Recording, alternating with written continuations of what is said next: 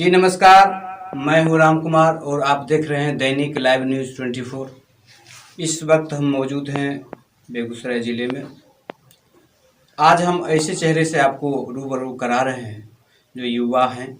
युवा के साथ साथ इनकी भावना को हम कदर करते हुए इनसे भी हम प्रभावित हुए कि ये जिस समाज से आते हैं, जिस परिवेश से आते हैं, तो साधारण परिवार, साधारण समाज और ये सब मतलब साधारण गांव से ही आते हैं और इनका सोच से अवगत कराते हैं। इनके जज्बे को हम आपके सामने पेश करवाते हैं और ये हैं नीतीश कुमार। नमस्कार। पहले तो आप अपना परिचय हमारे दर्शकों से करवाएं। अच्छा, मैं Nitish Kumar, director of success analysis English classes and English guide, और मैं मंसूरचक के एक छोटे से गांव कस्टोली से हूं और मेरी अपनी संस्था सक्सेस एनालिसिस इंग्लिश क्लासेस वो दलसिंह सराय में चल रही है, जो कि कंपटीशन एसएससी, बैंक, एनडीए और अन्य प्रतियोगिताओं परीक्षाओं के लिए बच्चे को तैयार करवाती है।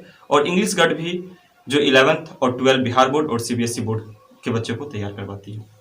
तो जैसा कि हम जानते हैं कि प्राइवेट सेक्टर में टीचिंग कराना, आम लोगों को, गरीब शोषित वर्ग के बच्चे को पढ़ाना अभी के युग में, महंगाई के युग में हमको ऐसा नहीं लगता है कि सक्सेस हो पाएंगे।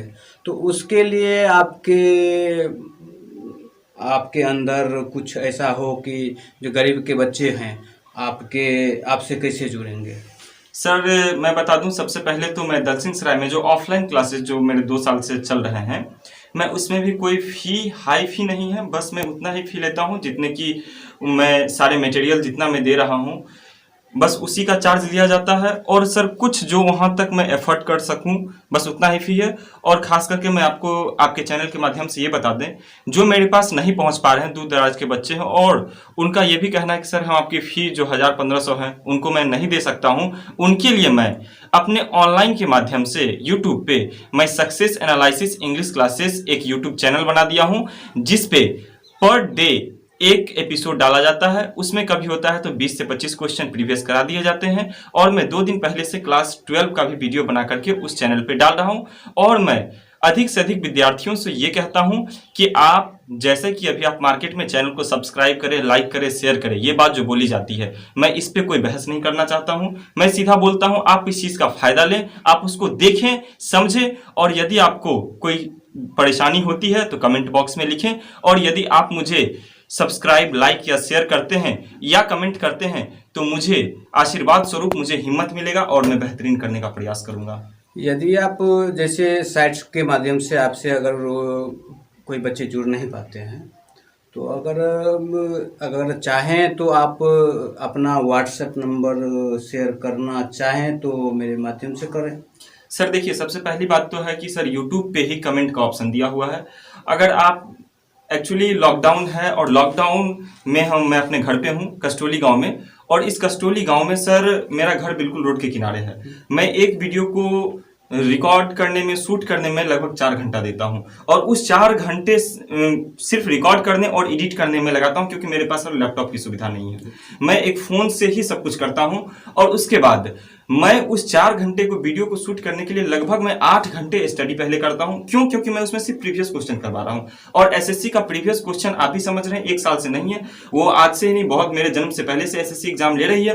तो उस सारे क्वेश्चन को मैं पहले कलेक्ट करता हूं और मैं किस लेवल से बच्चे को लेकर जा रहा हूं वहां तक। अब रही बात सर आपका व्हाट्सएप, तो मैं व्हाट्सएप नंबर दे देता हूं, लेकिन मैं सभी को यही बोलूंगा कि आप अधिक से अधिक यूट्यूब पे कमेंट करें, ताकि आपका जो दिक्कत है, आपकी जो परेशानी है, वो सारा इंडिया जो आज मुझे देख रहा है वो सब वहां से देखें। और आपकी आवाज जो, अगर आप मुझे बताते हैं सर लाइट का प्रॉब्लम है, तो आप अगर एक बोलते हैं और मुझे 200 लाइक मिलता है तो मैं इस चीज को भूल रहा हूं, लेकिन वही आवाज अगर 100 के साथ आएगी कि सर लाइट का प्रॉब्लम है तो मैं यहां दूर करूंगा। ऐसे मेरा व्हाट्सएप नंबर 6200582013 यानी 6258 2013। नहीं, बारी बारी से बोलिए, हिंदी में बोल दीजिए।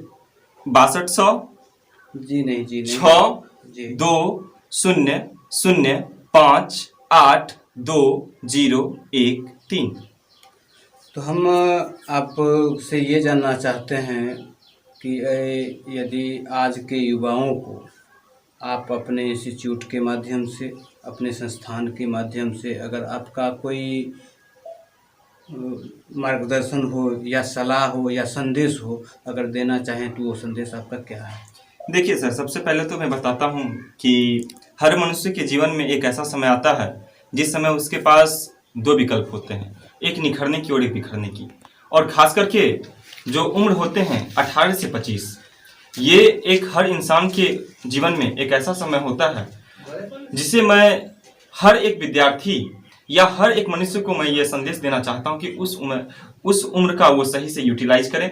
क्योंकि विद्यार्थी जीवन में अगर आप एक्चुअली होता क्या है यहाँ पे, उसका जो डायरेक्शन होता है वो दो रास्तों में चला जाता है, एक होता है संगति और एक होता है कैरियर। तो कैरियर को देखते हुए अगर आप संगति में जाते हैं या संगति को देखते हुए अगर आप कैरियर पसंद करते हैं फिर आपका बेस्ट है। अदरवाइज आप बस कुछ दिन की ये चंद खुशी है और फिर अभी आप इधर उधर में अपना समय गंवा देते हैं तो पूरी जिंदगी आपको बस कटोरा लेके रोड पे उतरना पड़ेगा।